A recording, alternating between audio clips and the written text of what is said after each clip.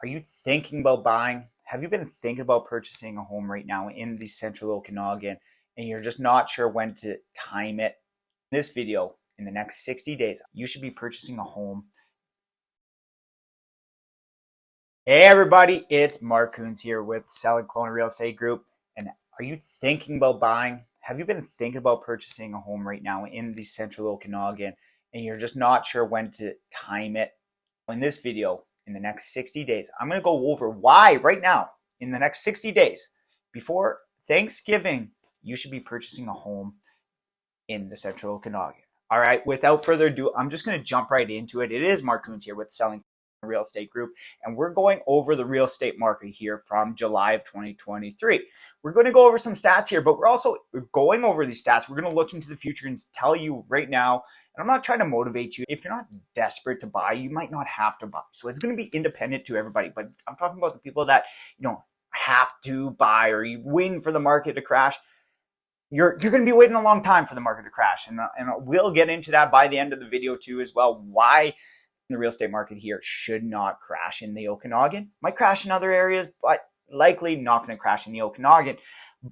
What we're looking at right now, without further ado, in July. So what we saw in July was 423 total sales. So we've seen the total number of sales drop in July compared to June. 520 sales in June of 2023. Now we've seen it drop down to 420. And I'm just going to bring up the total amount of sales. And that's based on average, a 10-year average of 546 average of the amount of sales.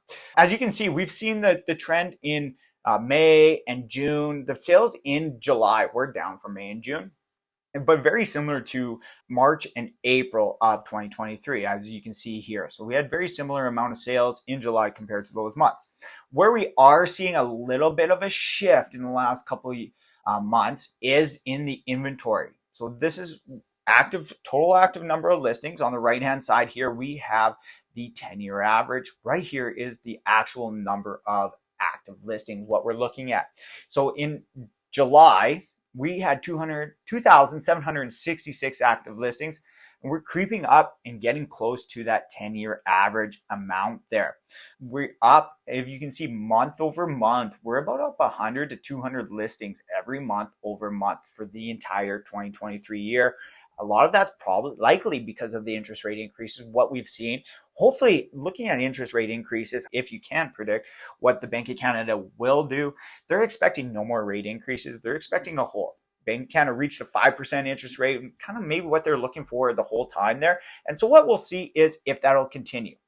The month of inventory, what we're seeing right now, and after talking about this, we will get into why right now is going to be the best time to buy, probably in the next 60 days. And we're going to go over those two numbers and show you why right now it should be the best time to buy. So if you do have questions, everybody's different. So if you do have questions on it, reach out, give me a call, shoot me a text message, whatever works for you. Send me an email, and I'd be happy to go over, does it make sense for you to purchase right now? Does it make more sense for you to buy later? Whatever the situation is, are you buying and selling? It depends on everybody. So don't shoot the messenger here. This is just specifically for buyers, not considering anything else.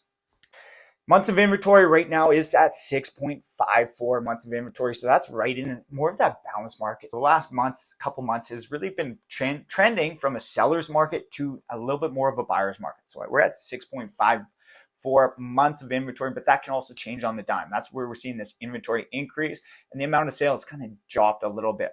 But it just takes 1 month of increased inventory, and that number will continue to go up. Or if we see demand come up, then that number will just drop. So the average days to sell is still pretty good at 44 days to sell. So we're not seeing extended long periods of time. 4 days to sell, 44 days is still that's a pretty balanced market there. But what we are seeing is a triple digit price reductions. We're seeing a lot of sellers trying to find that sweet spot to get those buyers. We're heading into the end of the year. Nobody wants to move in December and January. So people are looking to get a little bit more motivated to hopefully reach a sale before the dates are going to be moving in 60 to 90 days. Keep in mind, most times if contracts are in today, possession is normally 60 to 90 days from today. So you're looking at, in August, you're looking about an October move date. So we're really trying to get in. We're starting to get into those time periods where it is a little bit more getting to the colder weather, and nobody seems to like it. So that's where we're seeing a lot of these price reductions. So sellers are getting motivated. They're getting a little bit more motivated. And now we're going to get into the numbers. So that's the first part of it, is sellers are getting more motivated. They want to move before winter.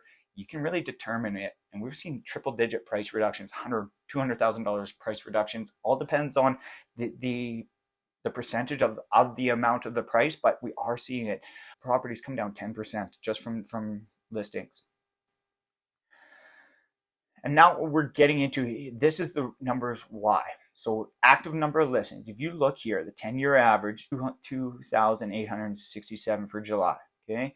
And we're seeing similar in August, similar amount of listings. But here is where you start to see, keep in mind, 60 to 90 days out. What is 60 to 90 days out?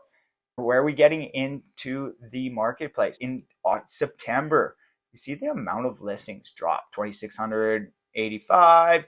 Then it drops significantly in October again by 200 listings.